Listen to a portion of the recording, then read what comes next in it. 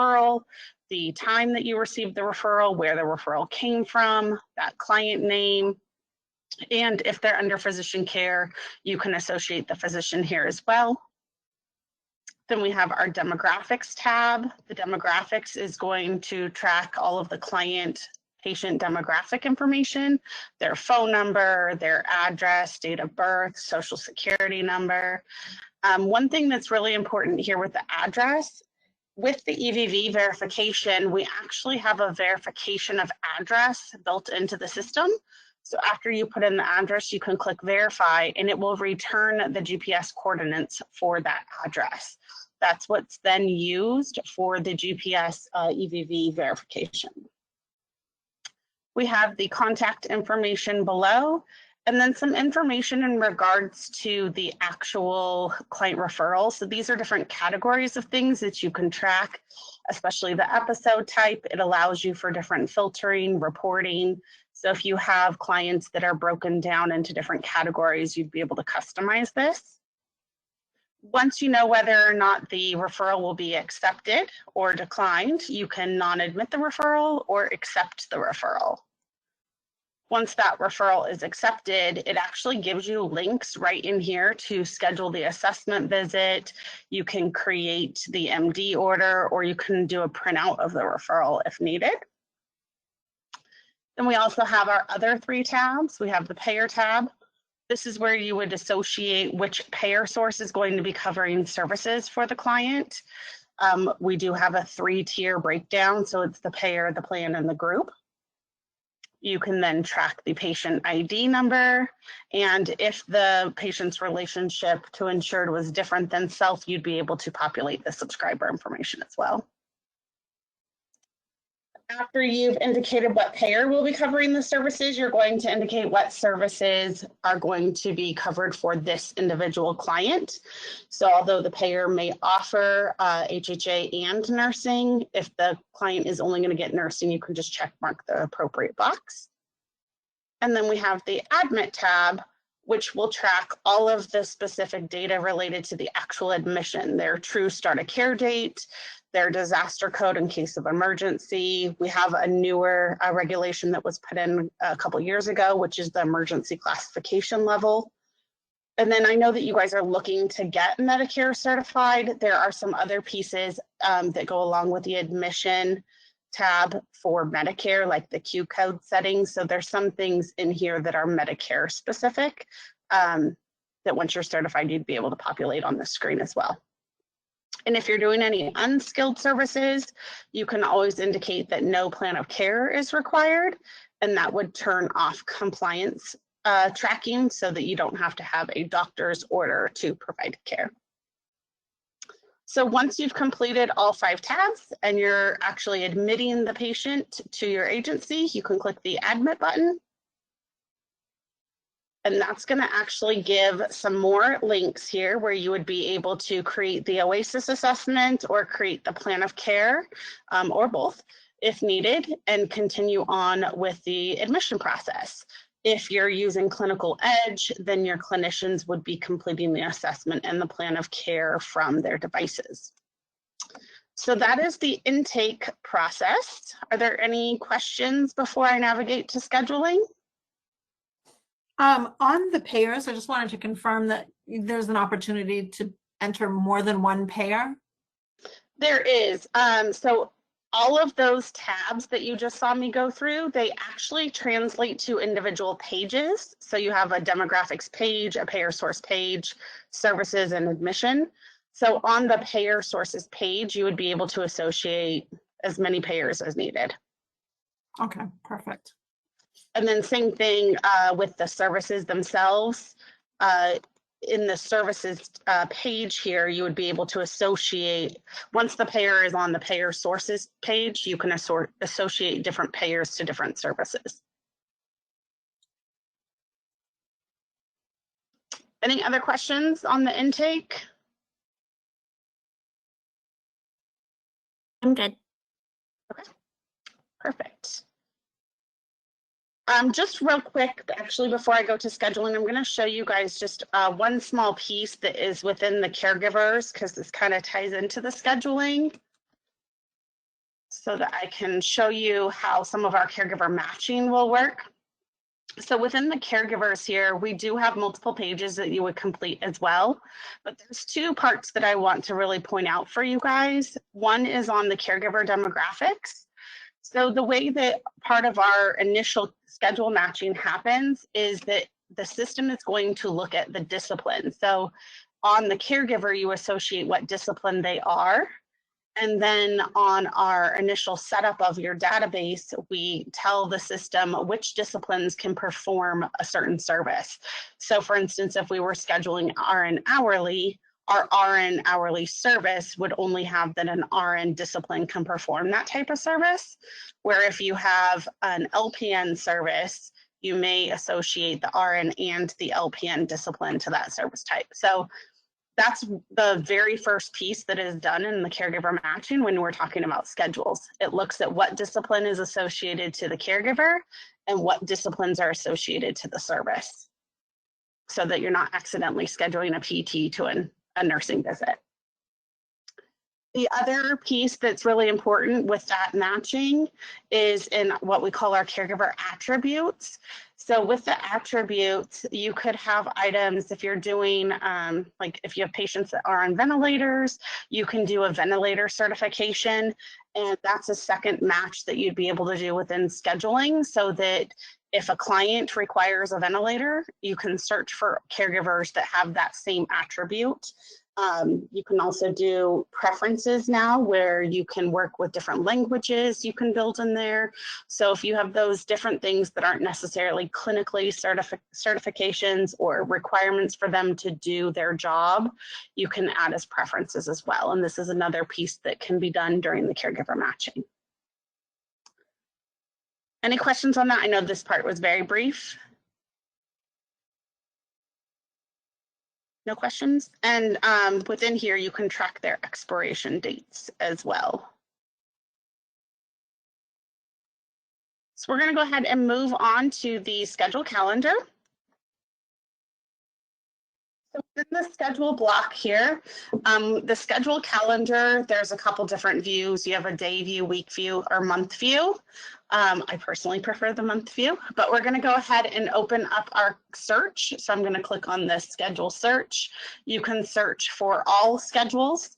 You can search for a specific client, caregiver. If you're doing any type of facility staffing, you could search for facility, department, and units.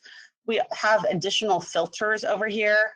Sometimes people like to look for all LPN schedules or all RN schedules, or maybe all schedules of a certain status. So you would be able to change any of those filters. I'm going to go ahead and pull up a client that I have all the data already loaded for and click search. And when I click search, it will pull up any schedules. I'm sorry, I'm not sure where my schedules went. Let's see. Oh, they're there.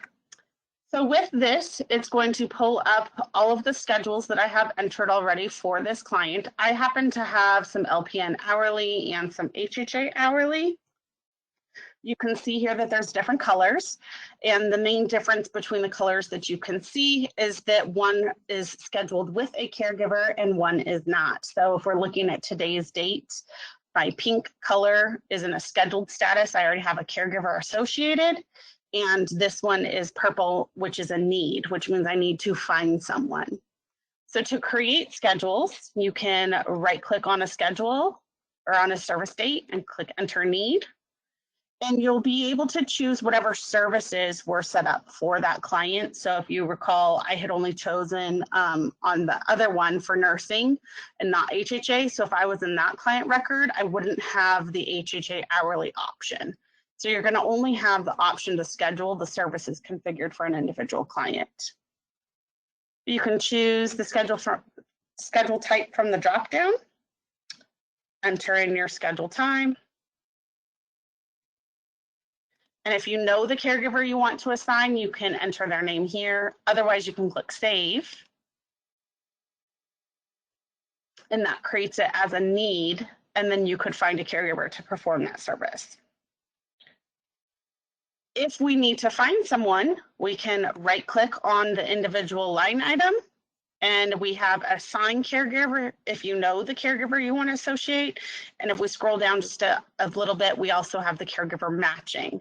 So the caregiver matching is going to let the system do its work for us. So we're going to go ahead and click on schedule matching. By default, you're going to search across the compatibility, but you also can consider zones and locations, which are breakdowns of your service area that you would configure. So you can say which service area does the client live in, and then which service area does my caregiver prefer to work in. So that's one way that you can do a schedule matching. You also have prior service and history. So if you want to look for caregivers who have performed this type of service in the past, you can set up caregiver availability and search off of that. You can exclude caregivers that are going to go into overtime. You can consider those preferences that I showed you. You can also search off of specific disciplines and filter by a specific caregiver as well. So once I click search here,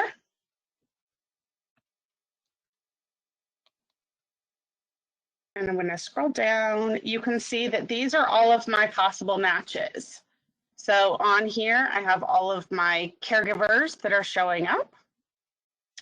And with these caregivers, if any of them are a match, I would be able to select them, or which one I want to choose. I can select them, and it'll take me to the caregiver matching details. Within here, I can then confirm with the client or confirm with the caregiver, and then click save. And when the screen refreshes, it'll actually turn this into a scheduled status instead of a need. I do want to show you guys what the push notification looks like. So in order to do that, it has to be a future schedule. So I'm going to show you, since my times are off on this one, I'm going to show you using this. So let me go ahead and share my screen real quick.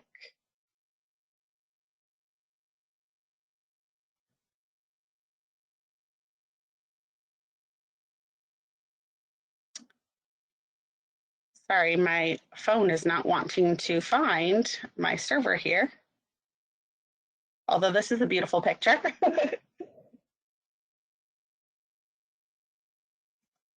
So I might have to come back to this after Jennifer's because for some reason it's not letting me share my cell phone to mirror to my laptop. So I might have to come back to my part. With this schedule piece, the other part I will show you guys is that you can verify the schedule. So if you're using Mobile Edge or Clinical Edge, when they complete their visit, it will come back and auto verify these. But if you are still receiving any type of paper time cards, then you could right click and you can verify the schedule yourself, still allowing you to make any edits. So if they actually didn't end up working until 8:15, and they ended up having to leave at 11:30, you can make those edits here. And then you can also update any pay amounts. So if you had to negotiate a special rate for them for that visit, you can edit that here.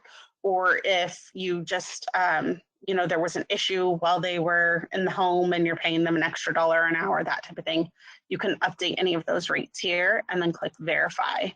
Verified schedules are what will go through for your payroll and billing processing. Are there any questions on that?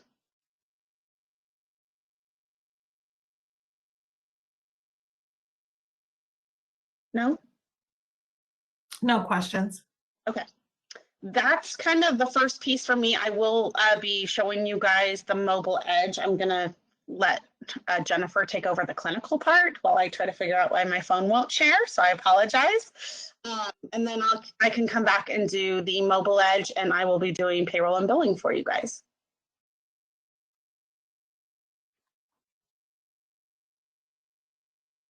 Sorry, I was muted. Okay, so after a patient is scheduled, and can you all see my screen? Yes. Right here. Okay, perfect.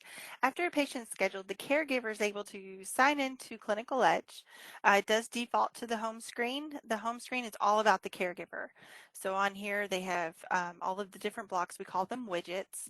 They have the My Task widget, which shows all of the documents that the caregiver is required to do for that day, or they've been sent back to them for them to take a look at it and make changes to, maybe an assessment or a visit note after QA in the back office.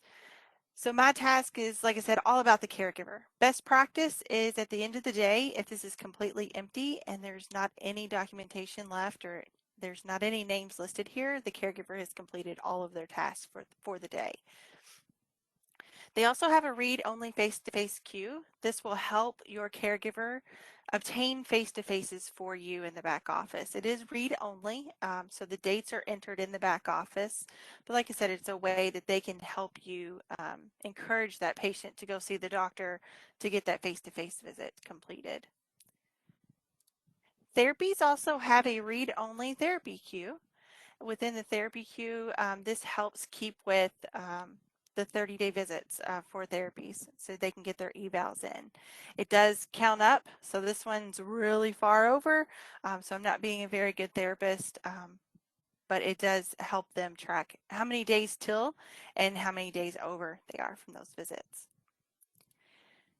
Next widget is the My Schedules widget. Underneath the My Schedules widget, this is the calendar for the caregiver. So underneath here, they can see all of their patients that they're going to see for today, tomorrow, the next 7 days, and even a date range. So if they wanted to look in the future or if they wanted to look in the past, they can just change those dates, hit search, and it's going to pull for them. The calendar is also how they start their visit for the day. So I'm going to come back to that in just a moment. They also have a widget that's My Documents. The My Documents widget is a place for you in the back office to upload on the caregiver documents things that you want them to be able to see. So the best one I can think of is a PTO form. So if we clicked on this, it would open up and you could see that they were approved. Other things could maybe be when they get their TB test, you could upload the results of that, or any kind of form that's just about the caregiver, has nothing to do with the client. The next widget is the My Patients widget. Underneath the My Patients widget, you can see all of your current patients, and you can have separate filters. So by hitting the gear, you can open this up and really filter down to look at the type of patient you're looking for. So are you looking for your discharged patients or admitted patients, or maybe you just want to see new referrals? So who are you going to be getting? So you can filter that down. The new referrals stays on here until the caregiver sees that patient, and then it goes away, and then they become a patient in their current patients. You can also have a list of all patients that's scheduled to the caregiver, or they are the care manager of that client. And then there is a setting in the back office to where you can allow certain caregivers to request a chart. So if you have an on-call caregiver that needs to request a chart, maybe they got a call in the middle of the night, a patient's catheter's leaking, they're able to request that chart, call the doctor, get the order, and go without calling you in the back office. And that is a setting to add or remove depending on how you want your business set up. The next tab is the Client tab. This is all about the caregiver, or excuse me, all about the client. So underneath here, and actually let me change my patient. I'm searching for my patient. So underneath here, you can see the demographics on the patient. We do have the Clinical Edge. There's an edit button for the caregiver to go in and help you obtain demographics for that patient. It is best practice for that form to flow through Notes QA for review, but they can obtain things like if the address is changing, or if a phone number is changing, a new physician, if there's an authorized representative, they're able to go in and help you update the system. But like I said, it is best practice for it to be reviewed prior to it just completely updating the back office. You have client notes. These client notes talk to the back office. So that way, if the back office gets a phone call and it says the patient's telling them, hey, my gate code changed, you can change that in the back office without even having to call someone. Hit save, and it's going to auto update here for the caregiver to see. You have a plan of care widget, and this is where all of your plans of cares and revisions of plans of care, which are the same as your telephone orders. You're going to see those here. Each caregiver can click and open those up, and they can add new ones by clicking here. Click Resert to add a new Resert plan of care or revision of plan of care. If it's a start of care, this will say Build POC/Resert. If the POC is up to date, you'll see the actual frequency and duration right here. The next widget is your paraprofessional assignment sheet. This is where your caregiver can go in and add a paraprofessional assignment sheet for the client. This paraprofessional assignment sheet is what flows to Mobile Edge for your home health aide to follow the orders that you put in on the task. The caregiver also sees all of the care notes. So this is the visit notes, any kind of CC notes or case communication notes, and any missed visit notes. They can read anyone's notes here. So it's not just their own. They are read-only when they click and open them up. This is also a place where they can come to see if they have any incomplete documents. So documents that they've either started and didn't finish and send back to you in the back office, or they just haven't started at all. So you can see those there. This coincides with the home screen underneath the incomplete documents right here.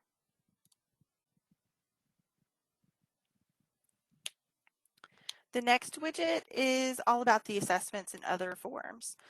So assessments can be your OASIS or just any kind of just straight assessment that you may have in the system. Other forms are forms that you can build into the system. Maybe it's a consent form. So other forms is a blank slate for you to build whatever you would like in the system to help manage. Then you have your schedules widget. The schedules widget and the caregiver scheduled widget, they look the exact same. The difference is this is all about the client and only the client. So they work the same way. You can see today, tomorrow, the next 7 days, or a date range. There is a setting in the back office. If you want to allow your caregivers to add schedules to the system, you can add this button here.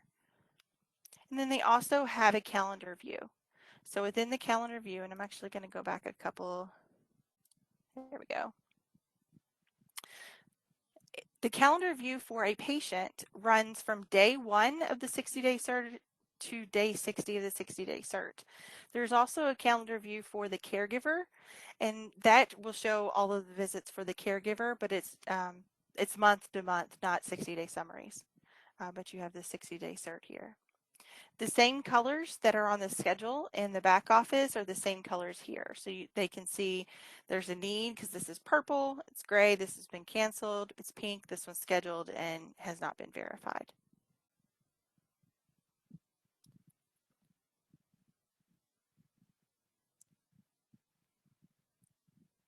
You also have access to the medication profile from the chart. Every single form that is opened on a patient, so if the caregiver's in a start of care, if they're in a missed visit note, if they're in a regular visit, they have access to the medication profile. The medication profile talks, and it's a living document that no matter where you update it, it is going to flow to the same spot. You also have your general, so you can keep record of the different pharmacies. And you also have interactions and allergies, so you can just simply click and see those. With the medications, each medication has a teaching. So if you click and open those teachings, you can, these are printable from the back office, so these also can be taken to the client and they can hand the paper teachings to them, or the caregiver can just open it up and they can read all about the teaching on the screen.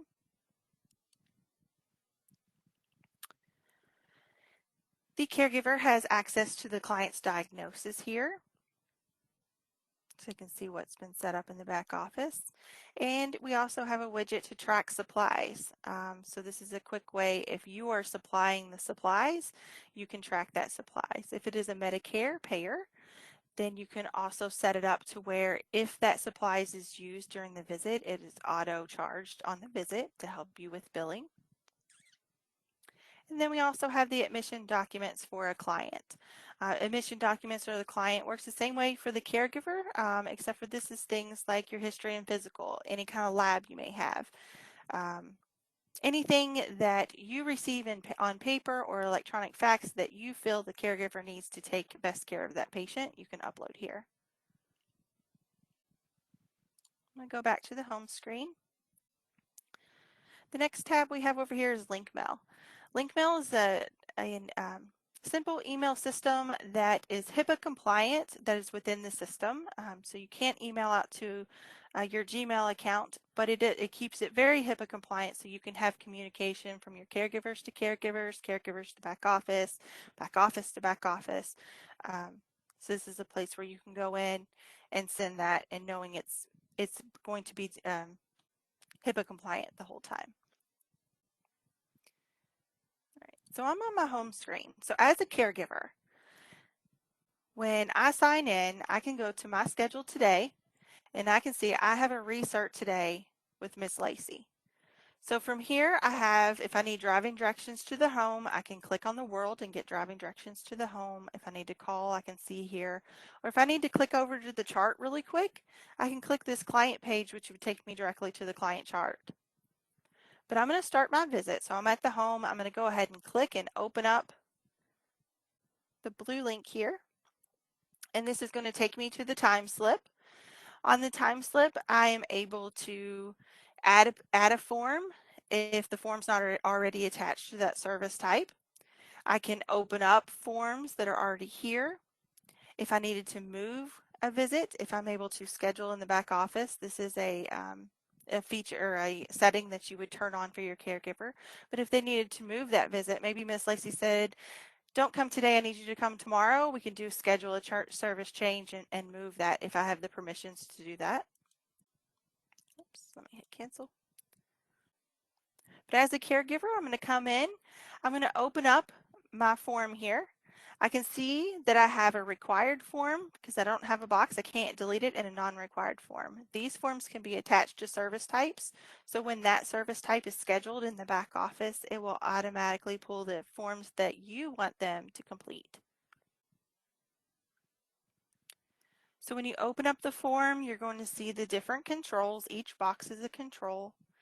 These controls can be marked in the back office to be required, so your caregiver cannot go past a control. If it is marked required, the system will require it before they even send it to you. So you're going to go through, answer your questions, hit next, follow through the entire form. Once you are finished, they can hit save and sign and submit. The form is going to go through an OCS scrubbing,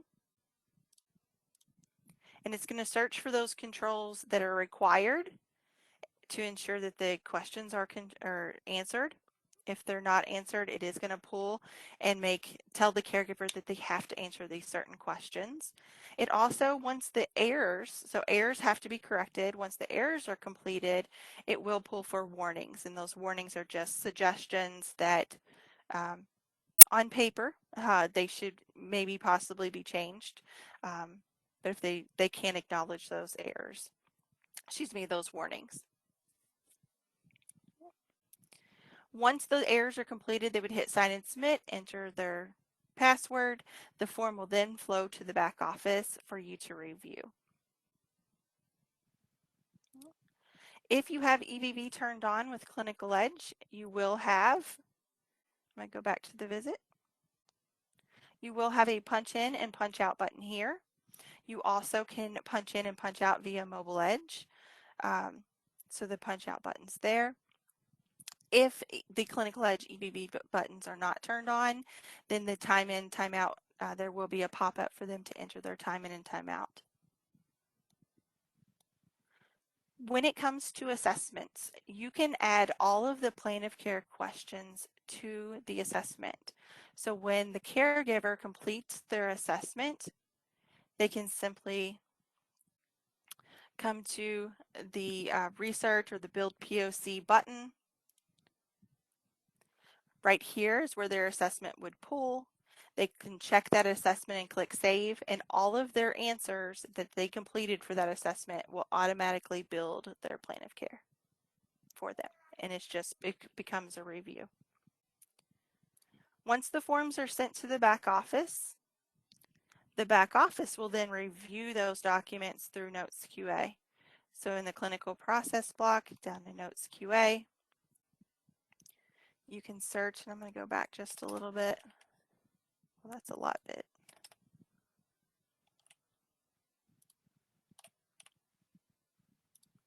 They can search for those documents,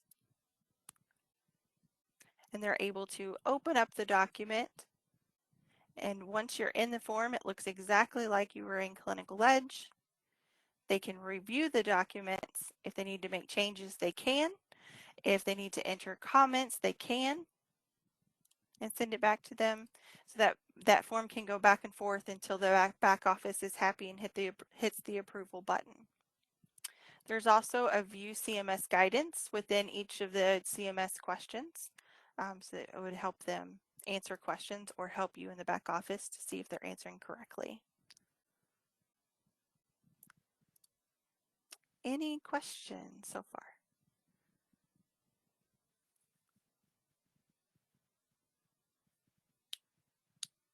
Nope. Okay. And the last thing for clinical that I wanted to show you was in the management process block, down towards the bottom, you have Forms Designer and Control Designer. This is where you would go in and you can tweak the standard forms in our system. You can build your own forms. You can go in and on the forms here, you can make questions required. So that way the caregiver can't send you an empty document. So we do have the Forms Designer and Control Designer to really customize your documents to the way you want them. Just a quick question on that. So are we able to generate and create our own documents, or what is the process for creating new documents? Absolutely. So first there would be a training, the Control and Forms Designer training. And when you first get your system, you're going to have all of the standard forms, all the standard OASIS, there's non-OASIS, regular visit notes. So you're going to have your standard evals, that type. You are able to go in, we do recommend not to change the standard form, but to clone the standard form and make changes to it if you would like. Or if you want to completely start from scratch, you can. You can do that by clicking Add New. And in the drop down, you can build any of these forms that you would like from here. No. Most agencies will tweak our standard forms. It just kind of makes life a little easier from starting from scratch, but you can do it either way. Hey, Susan, just one more comment regarding that. One of my other colleagues often said that, she was a clinician and, she wasn't very technical at all. And she got like 30 minutes of training on Forms Designer. And after that, she was off and running like a pro. So, it's very intuitive, very easy. Once you get, the hang of what's needed, then, you can be a Forms Designer professional as well. On top of that. So absolutely, it's very user-friendly. So I guess my question is, so really, we are currently using Matrix, and Matrix is our electronic health record where the scheduling goes, all of our caregiver demographics and our client demographics, and then we're using Do Forms for documentation purposes. And so we have someone internally that's pretty good, pretty fantastic actually at designing forms. And she's, created a lot of the Do forms, so I'm confident that we can do that. Right. My concern is, that we have, in addition to home health, we have a behavioral health program, which your forms are not going to, I'm sure of this, are not going to be in line with what the state of Maine requires for this particular service. It's a service that's outlined, it's part of Maine Care, but it's kind of a service that may be administered in other states, but in a very different way in which Maine outlines it. So we would really need to have the ability to create a form from scratch and add into it, so I just want to make sure that that's a possibility. Yeah, and Jennifer, I'll let you elaborate, but I would say yes, because we've done that for other states too that have specifics that they absolutely need in the form. I don't know, Jennifer, you can comment further on that, I'm sure. Definitely. So you from forms, the form side is you can completely start from scratch. Control side, you can do the exact same. And these are the different types of controls you can make. So you can have a check all that apply, an radial option. So it looks like a long list, but they can only select one. Alphanumeric, where they can just completely, it's a narrative type that holds about 2 to 3 sentences. Any kind of numeric text where you can put in, I want them to be able to enter between 5 and 15. So you can put ranges in. Combo is more of your drop down. Then date and time. Big text is your large narrative. So in testing, it holds at least 4,000 characters, and it kept going. You can enter address type controls, pane controls, which pulls the Wong-Baker faces and numbers. Any kind of signature control that you need to build. So maybe it's a patient signature, caregiver signature, a lawyer's signature, whatever it may be, you can build that. And then you have labels. Labels are read-only, usually used for patient instruction. They're used a lot in your consent type forms. Right. And then even with all of that, though you said you have someone, Susan, that's pretty proficient, we will help as well if you'd like us to create the forms. I have a client today that's asking us to create a ton of forms for them just so they can take that off their plate. We will do that as well. Okay. Absolutely. Or if you are wanting to do it, always get on a call. When you start your first form, we always have a meeting. We start the first one together. Usually once you get your first form, most agencies are pretty good to go. Okay. Does that answer your question about the form, Susan, and you're pretty comfortable with that? Yeah, I think it answers my question about the forms, and I'm just kind of, as we go through this, kind of contemplating how, again, we're using Matrix Care in kind of a workaround, but I foresee that we would need to use yours that way as well, outside of our home care and nursing and Medicare clients for that behavioral health program. We've only got about 50 clients roughly. Okay. But it's important to us not to have to use more than one software vendor. Yeah. So, all of the client demographics would apply. It looks like we have the ability to skip a 485, if you will, by simply checking off that they're like a home care, non-plan of care client. Yes. We are required to use EVV on Section 28, so we'd need that time in, time out, and then we can use the documentation through creating our own. So it looks like we probably could. I'd probably want to spend more time with this in the future if we move forward. But and that's exactly what we do. We want to just provide you with an initial overview so that you can see we're checking those boxes, and then we'll circle back and do a more detailed presentation for you. And you can even give us scenarios if you'd like that we can run through that would help satisfy you. Okay. Jennifer, was there anything else on the clinical side you wanted to present? That's it for clinical. Perfect. Kristen, Brianna, was there any other questions that you had for Jennifer before I transition back to Kristen to show you Mobile Edge? Nope. Okay. Christian, hearing none, I'm going to go ahead and turn over the reins to you. Thank you for working through that challenge of sharing your screen. I think you... No problem. Yeah, just make sure you make the Kristen Mobile the presenter. Okay, let me do that. Kristen Mobile. There you go. Thank you. And you have the reins. Perfect. Thank you. And can you guys, I want to make, it says it's counting down. So can you guys see my screen? Yes, we can. There we go. All right. So real quick before I do this, and it's going to, I apologize, I was trying to share the other way where it's all on one screen. So you guys won't be able to see me actually click the push notification, but from the back office, but you'll be able to see the notification pop up. So the piece that I'm doing right now is just the same caregiver matching piece from that schedule that we looked at before. But because I have a future schedule, I'm allowed to do a send notification. And so it's the exact same screen. It's just that I have a button open available to me to send notification. So I just clicked that send notification, and you should be able to see my screen now that I have an offer for a schedule.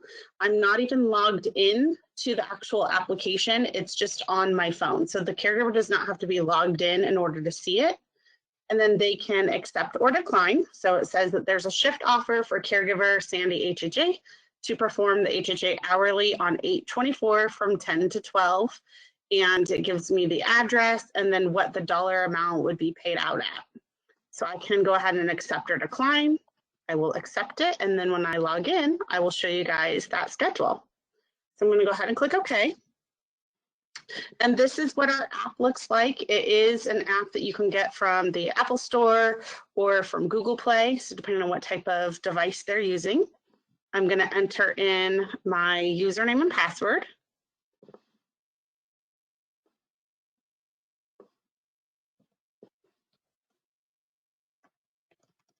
And click login.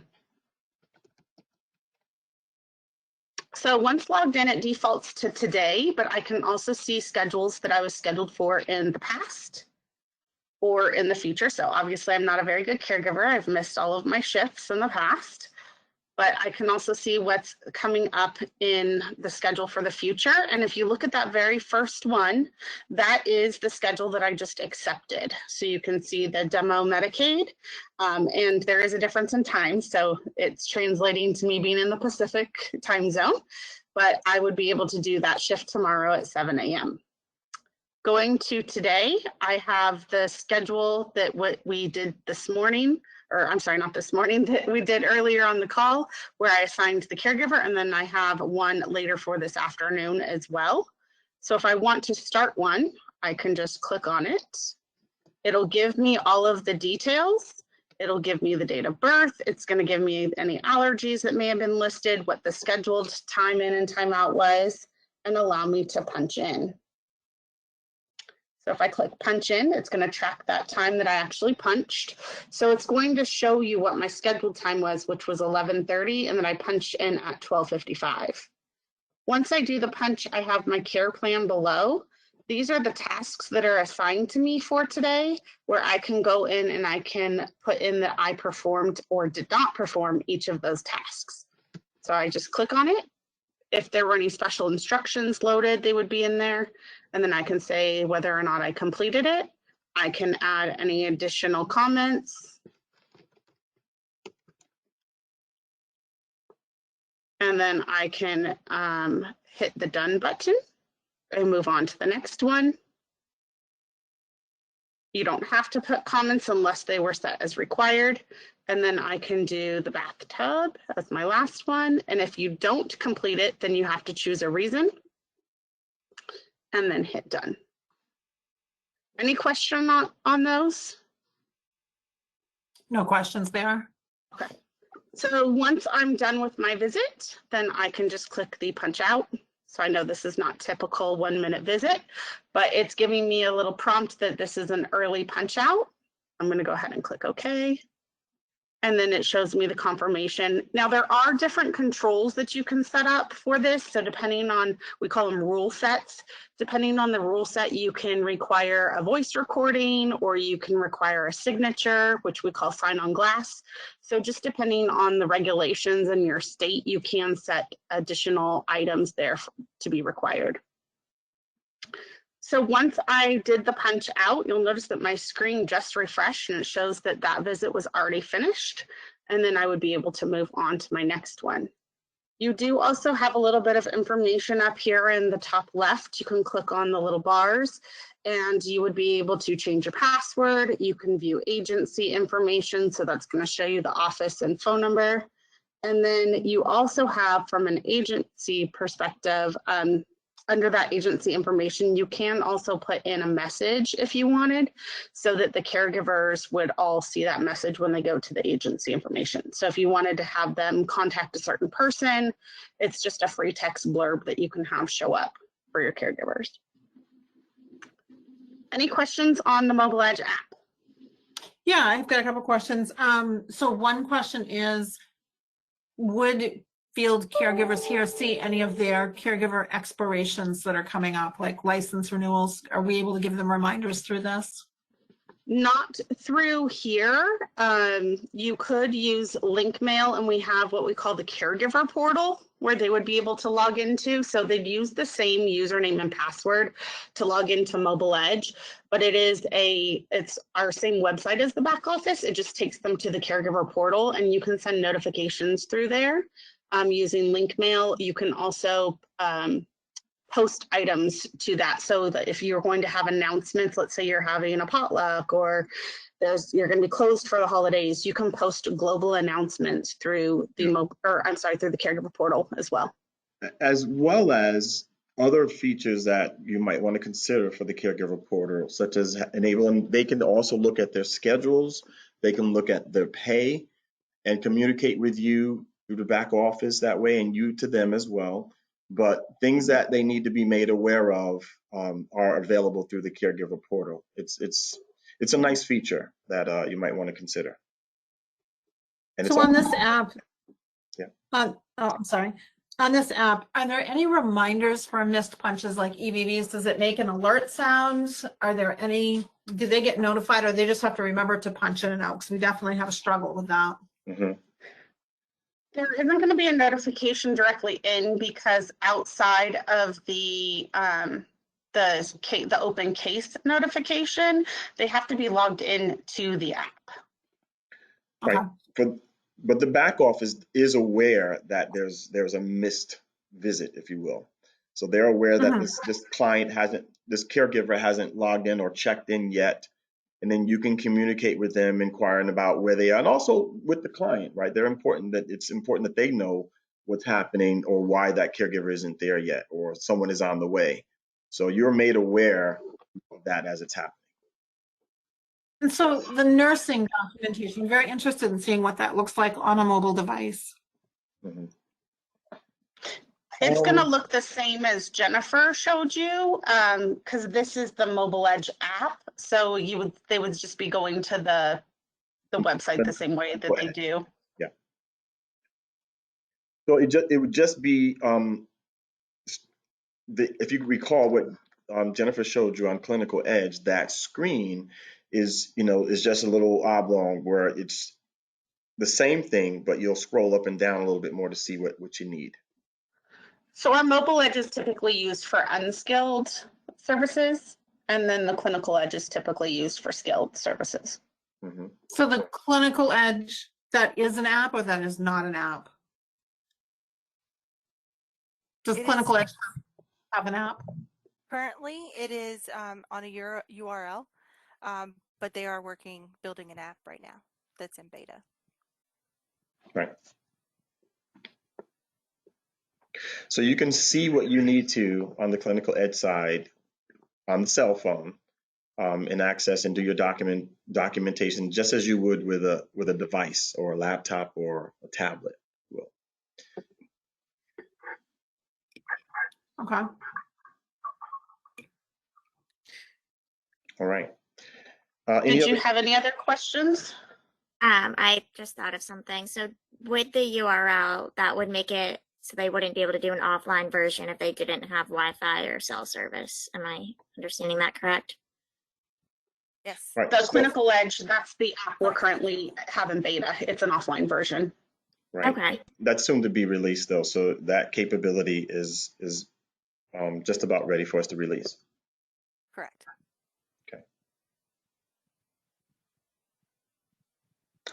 Okay. Any other questions about Mobile Edge before we transition to Christian to finish up on the billing side? I don't have any other questions. Okay. Okay. Kristen, I'm going to go back to the other Christian. I got it. Oh, I you took got it from you. I got you. All right. Thank you. And just to show you guys, just to close the loop, this is that caregiver portal. I went ahead and signed in using my same caregiver, so they would be able to see their schedules. It's just a different layout than the Mobile Edge, but they can't do the punches from here. So the Mobile Edge is where they'd have to do the punches. They can also view any upcoming open needs and claim it if you allow them to. And then they have the link mail, which was what we were talking about. And then the documents piece would be if you had any notifications that you wanted to send out to all caregivers, you could post those documents here. And then again, you can see the pay details and they can indicate to you what their availability is, letting you know that if you want to schedule them, here's my availability. And she kind of glossed over it, Christian, but they can also help you with scheduling, as she said, if you allow it. If they see an open shift, they can click on it, claim it. Your coordinator is made aware that they're willing to take that particular shift, and then go ahead on and allow it or assign it to them. This also helps you with scheduling without having to try to find someone to fill in. Yes. Any other questions on this before we move into payroll and billing? No questions. Okay. So with the payroll, when you go to process payroll, it's going to pull any verified schedules for the first week since your last posted payroll. So what that means is if you've been on the system for a while and I already posted payroll for week ending the 14th, then my next payroll cycle to process, it would come up as the 21st.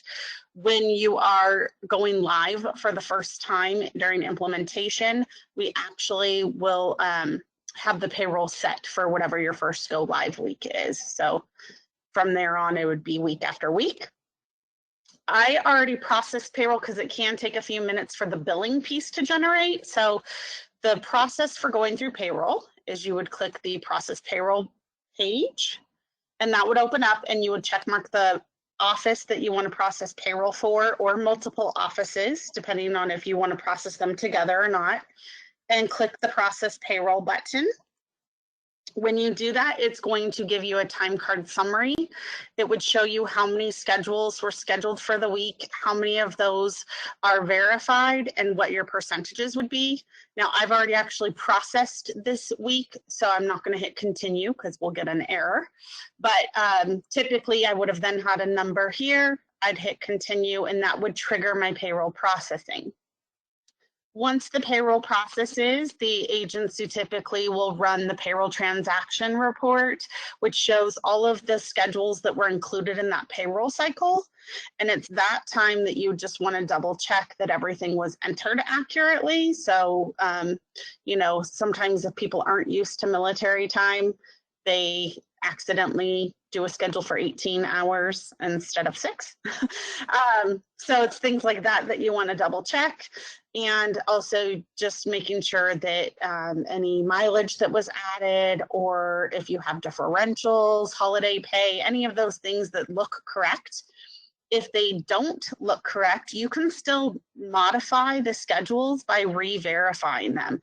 So just how I had showed you guys up in the schedule calendar, how you could manually verify a schedule, you would be able to right click and you can do verify schedule and make those changes as long as the payroll hasn't been completed.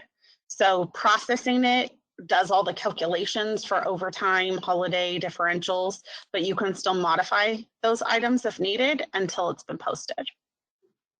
So once all of, yes, go ahead. Sorry, I forgot to tell you all, once the form is approved in Notes QA, it does auto verify on the calendar. So you don't have to, once the forms are approved, it does complete this process for you. Sorry. No problem. And you can see this one actually, since we're here, it has the little icon because it was verified through my Mobile Edge app. And I have exceptions because it was basically only 1 minute, 1 minute long. And it was started late and ended early. So there's exceptions that would have to be cleared in order for that to verify. So it's considered partially verified right now. Once you have made your changes, you can always reprocess and recalculate your payroll. That would pick up the changes that you made. And then you can repeat that cycle as many times as needed until you feel that your payroll is correct. Once payroll is correct, you come to the post close. Your office would be listed here and it's just a single checkbox, and then you would hit a post button. It'll look similar to this. Just for the post, but you would check mark the box and then you'd hit post week instead of close. Once the payroll has finished processing, we would come down to our finance. And in finance, we have the view edit bills. This allows you to review the billing prior to posting it. So sometimes, especially when agencies first go live, this is where they find configurations that may have been set up wrong. But as you continue to be on the system, most people don't actually review all the invoices here. They just kind of look to see that stuff is generating, and then they move on with their post billing. But you do have the ability to view the invoices from here. You can double click on them and that'll open up what the invoice is going to look like. So here's a sample of a UB4. And sorry, I have to try to move the little icon so I can close this pop-up. You also have a facility invoice here that you guys would be able to see as well. You can right click and you can edit the bill. Now, a lot of the information for billing comes from configuration that also goes into payroll or calculates payroll. So some of the things you'll notice you cannot edit from this screen are the date and time in and time out. You can change the units or the dollar amount because those don't affect payroll. If you find that something needed to be changed prior to posting billing, that was date or time related or service related, you can unpost your payroll and make those changes. And if you find them after billing's been posted, we have what we call billing adjustments that you can go in and you would be able to edit those items at that point. But any changes done after billing has been posted would also require a manual payroll adjustment. So if it shouldn't have been on July 5th and it was supposed to be July 4th, and I find it after billing's been posted, then you would have had to make a manual change for the payroll because the payroll would have already been generated as well. So any questions on the edits from here? I don't have any questions on the edits. I do have a quick question on payroll integration. Okay. So we currently are using ADP, and I'm just curious if you're integrated with them. We do. So after you post your payroll, you can actually do a payroll extract. So we would just need to know what your columns need to look like what information has to pull into each column for the extract. But you would be able to come in here and generate your, oh, I'm sorry, I didn't close my week. Let me close it for you guys. So your week has to be closed, and most people do close it. Just in my demo site, I tend to leave it open. But you'd be able to come in here and hit show groups, and you'd be able to generate your extract. So then you would just save it and upload it to ADP. Okay, perfect. So most people create like a folder that they save them to, and you can save it as a CSV file. Mm-hmm. And then open it. And you'd be able to now I have just some random one selected for my template, but we have over 50 templates already. And then we would just modify yours based on what your guys' needs were. But we do already have some ADP, so we usually start there and then see what modifications need to be done. Any other questions on that? Nope, no other questions. Okay. So once you've reviewed your billing and you're ready to post, you'd be able to go down to the post billing, and you have all of your offices that are ready to be posted would be listed here. So you can post them all at once or one by one. And then I'm just going to check my box and hit post bills. So what the post bills does is it actually is then going to trigger the finalization of those invoices. And if you're billing by paper, they're going to show up in your print bills page. And if you're billing electronically, then the invoices will be ready in the e-billing for you to generate an e-billing file. So I'm going to go ahead and show you guys the e-billing first.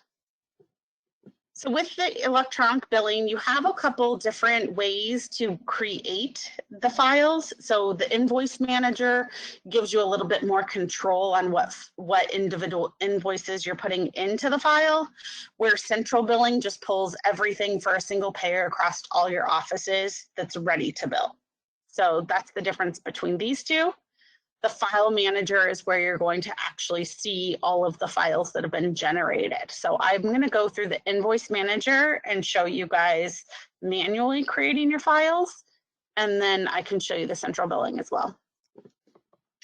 So if I click on invoice manager, which is my page I'm on, it lists my business units, and you can do this across business units if you need to. You're then going to choose your payer source. So this is only going to list payers that are set up to bill electronically. So that's a configuration done in your payer plan group setup. So when you're first setting those up. So I'm going to pick my payer. I'm going to hit show groups. I'm going to pick my group, and it's going to show me the invoices. So these are all of my invoices under that payer source that have not been included into a file yet. So I purposely do not include them all, so I have something to show later on. But if there's a red item under the invoice ID, it's going to show you what the problem is. Now, it's not stopping me from billing it, but most likely I will get a rejection because there's no primary diagnosis for that client. And the template I happen to have requires a diagnosis. So each of the e-billing templates are customized based on the requirements for that payer source. The other thing that you see here in red and then black and yellow and then no color are the days left. So when you're setting up your payer plan group, you put in a timely filing number of days. And this is just kind of doing a tracker for me. So I think I have 180 days or 120 days set. So it's just doing a tracker to show me how much time I have left before I'm going to exceed timely filing. Questions on that? Otherwise, I'm going to check mark the boxes of the invoices that I want to include. Oh, was there a question? I'm sorry. No, no question. And then I can click create electronic file. When I click that, it tells me that my file's been created, and I can jump to the file manager for that payer source and hit show production files, and it's going to show that file that I literally just created 1 minute ago with the 2 claims, and that it's not been uploaded. So to actually upload it, you would be able to do the HIPAA 837 download, save it to your computer, and then upload it to your vendor. So if you're using Availity or MDON, or if you're submitting it directly to the payer source, you'd be able to upload it there. And do you guys integrate it all with Waystar? Not currently, not a direct integration. I mean, you could still utilize a file, but you would have to manually upload it. Okay. And then just, I mean, it's a typical file if you want to see the prettiness. So it'd have all of the information in here for the client. It has your submitter, interchange, sender ID, all of that fun stuff. Any questions on that? I know that you guys are preparing to get Medicare certified. Just as an FYI, with Medicare billing, it actually bypasses the invoice manager piece when, because wraps and finals are generated twice daily automatically from the system, it automatically creates the file. So you would just go to File Manager to build those out, select your Medicare payer, and it would automatically have your files generated there. The central billing, I don't usually actually click generate here, and I'll show you why. It erases all of my demo data, but if I were to click create files, there is no show invoice. So when I click create files, it would take everything that's available in that invoice manager for that payer and create a file. So it is great for agencies. It's just not great for my demos because then it takes away all my examples. But it does all of the invoice manager tab for you, basically. Any questions on the billing?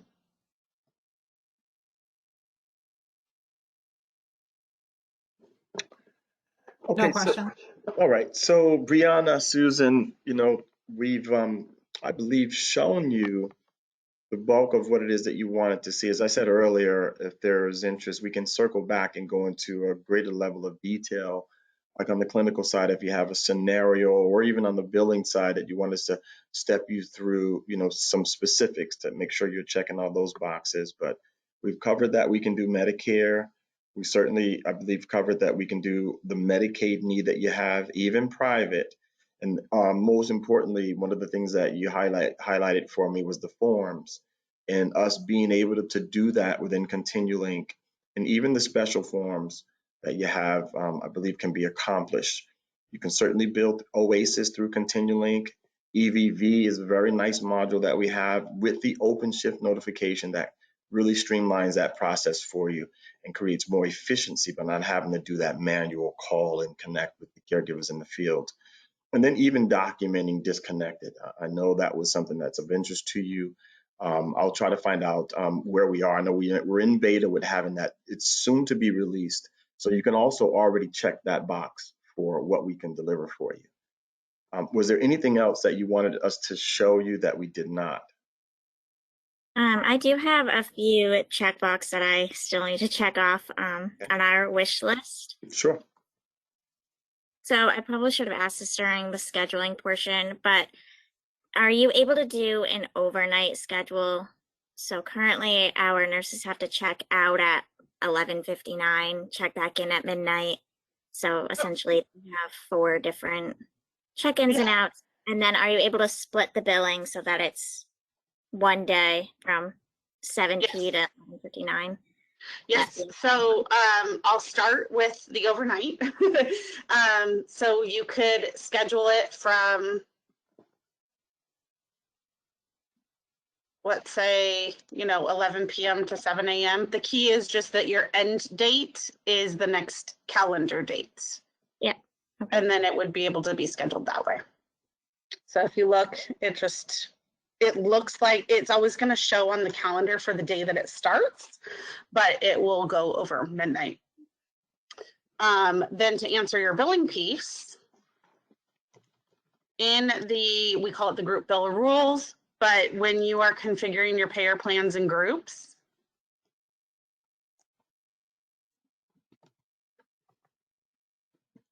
you actually have quite a few settings in here. So this is that e-billing template that you can set. And as you can see, we have a large list of ones that we have worked with before, but we can create new ones as well. And then down here, I don't want to go too fast, but we have the grouping, and you would be able to group by calendar day or by business day. So if your business day starts at 7 a.m., so you run a 7 to 7, you could group by business day or you can group by the calendar day. Okay. And then are you able to do dual payers on one shift? So for example, we have nurses that go to school with the client, and when they're in school, the school system pays for that shift, and then they go back onto main care after school's over. You can do that. I'm going to ask you a real quick question though, because when I worked in the office, we had that scenario. With billing to the school, does the school own all of the actual billing, or do they own the client chart? Or are you responsible for the doctors or getting doctor's orders for those hours? So we own the client chart. We're responsible for all the nursing stuff that's happening. But Okay. what happens is, like, main care pays for a portion. The nurse gets there at maybe 6, works 6 to 8 through main care. Then at 8 o'clock, they're at school from 8 to 2. So we need to bill the Right. school for the time. And then maybe they work a little bit more for main care services in the afternoon. Right now, we're having to have people clock in and out multiple times, because if not, it's only one EVV punch, and we'd be submitting inaccurate times to main care for their Right. billing. Yeah. And the reason I asked the question is because sometimes the school district or the school is the one responsible for obtaining the authorization and not the agency. So in that case, they actually have to be, sometimes it's more of like a staffing case. You're using your nurse to staff the school's need versus your nurse, you guys owning those hours and doing all of the clinical chart. I know that your nurse is still clinically charting it, but you guys own obtaining the authorization and the doctor's orders for the school hours. Correct. So depending on that setup would depend on how you have to do it. If you have to have a different punch for the school hours versus it being a full shift, then they have to be different schedules. But if you can do it as a single shift where you just need the punch at the very beginning of the morning at 6 a.m. and then again at 6 p.m., but you need the billing to be broken down, that can easily be done. You just wouldn't have EVV punches in between without them being separate schedules. Okay. And the way that is done is actually through authorizations. So with, it would be hourly. With the setup of the services at the payer source, you tell the system what your authorization settings are. So it can be hours per day, hours per week. You can also do advanced, which allows for 3 different tiers. So you could do specific hours of the day in order to say that from, oh, sorry, I meant to do specific time. So you would be able to say that from 6 to 8 a.m. is supposed to be Medicaid. And then you could have the same type of configuration for the school payer source. And then when you're at the client, let me go into service group setup. But when you're at the actual client is where you enter in the authorization.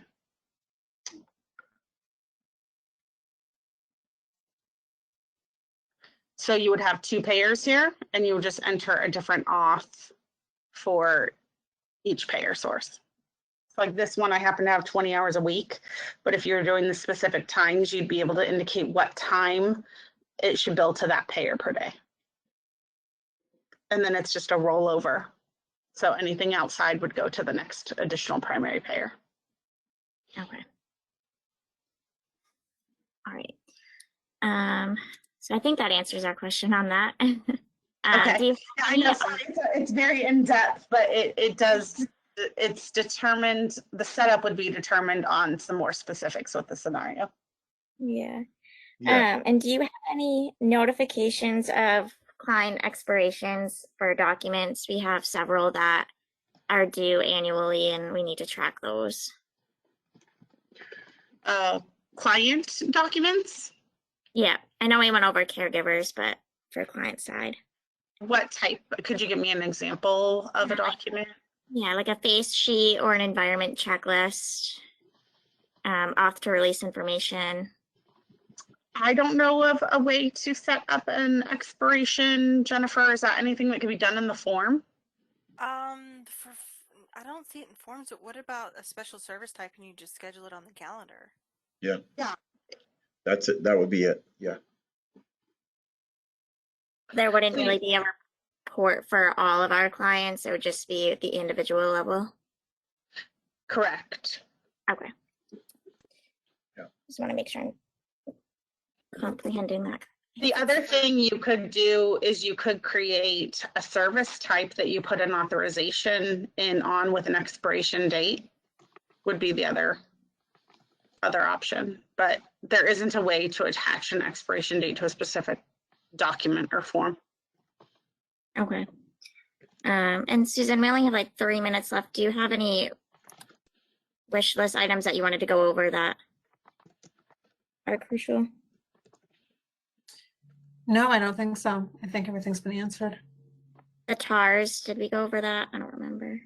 We did not. Okay. Do you have any TARS that are able for the So, nurse? Right now, we use Care Design. Care Design is a way to build different different MD orders in the system, they're also working to build a full MAR and TAR for online and offline. Right. Okay. But right now it's built through Care Design, which you Right. build. It's a library that you build, and then which you have a problem, you have the different interventions, and you fill that out. It goes on the plan of care, then it moves forward to the visit notes. Right. Okay. So Brianna, I know we're pressing up against the time here. Any other questions? I wanted to make sure there wasn't any others before I do a summary here real quick. I think you're good to do a summary. Okay, good. So as I mentioned, we've checked those boxes for what we can. And what do you guys think? Let me get your opinion, your thoughts, comments on what you've seen thus far.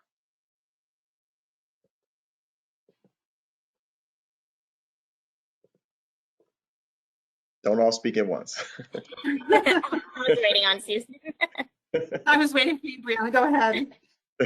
I mean, I think it's something that we are looking for. I think it has the basic needs that we initially needed.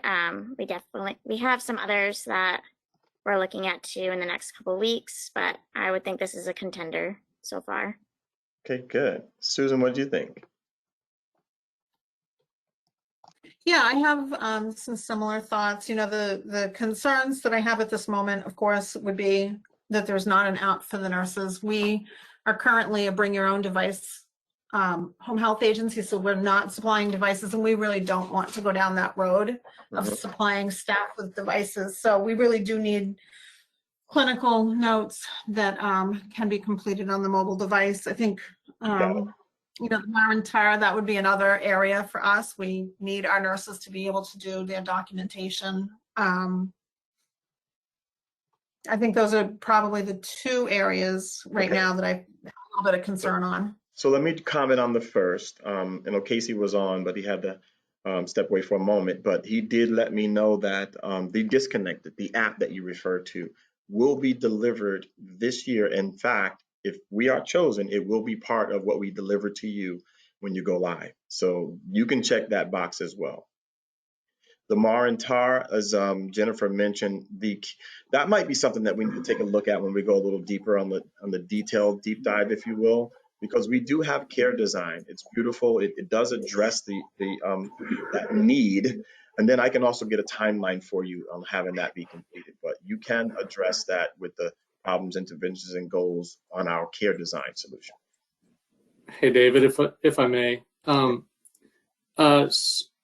Susan and Brianna, David didn't speak out of turn. He was texting me and wanted confirmation. And my response that it would be delivered with your project, it's accurate. It just depends on, I just want to make sure if we started it tomorrow and we delivered it in 30 days, then I'd want to talk to you about, you know, the actual timing of that. But I do want you to know we've communicated to our client advisory board and our client base that that mobile, that offline version will be delivered and generally available to the market in this year. So it should be part of your project. I'll just work you on the dates and the go live and the timing of it, but I just want to make sure we're 100% upfront and accurate to for your guys' due diligence on it, okay? But it is, like I said, we are in the process of delivering it to our clients just to do the beta testing, and then our objective is to be generally available here within by the end of the year. Okay. All right. Sorry, David, I didn't want to over clarify, but I just wanted to be upfront with everybody. No, I appreciate it. Thank you. You're So welcome. again, we're up against the time here, but Brianna, if it's okay, as I described to you our process, I'd like to follow up with you tomorrow if you're available to just talk about next steps and then also the pricing proposal so we can put that in front of you guys and then work from there and then hear from you on whatever else your thoughts are about anything else you need from us. Yeah, that should be fine. Do you have a particular time that works better, morning or afternoon? I am free all afternoon tomorrow. Okay, good. I'll send you an invite and then we'll take it from there.